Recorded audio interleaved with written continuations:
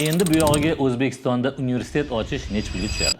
2026-yildan boshlab oliy ta'lim muassasasining ustav fondi kamida 2 million dollar bo'lishi kerak.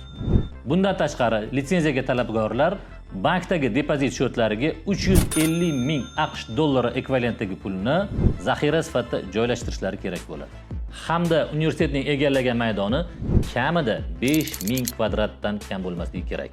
Ko'pchilikdagi muammo 2026-yilga qadar 2 million dollarlik ustav fondini qayerdan olaman? Bu muammoning yechimi sifatida ko'plab instrumentlar bor va hozirgi kunda bir nechta universitetlar bilan hamkorlikda ishlash jarayonida aynan ustav fondi hozirgi kundagi 200 million, 300 million yoki 500 million holatidan 2 million dollargacha ko'tarish masalasida ish yurityapmiz.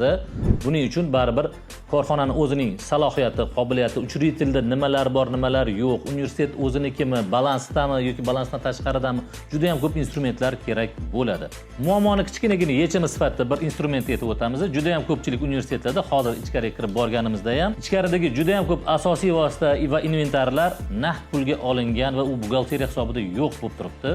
Aynan shularni har bitta qo'lga ilingan, narxi bo'lgan, ko'zga ko'ringan har bir narsani universitet ichida turganini inventarizatsiyadan o'tkazib, baholash kompaniyasi orqali baholab turib, uni bevosita ustav fondiga qo'yadigan bo'lsangiz ham, ustav fondining juda katta qismini shakllantirib olasiz.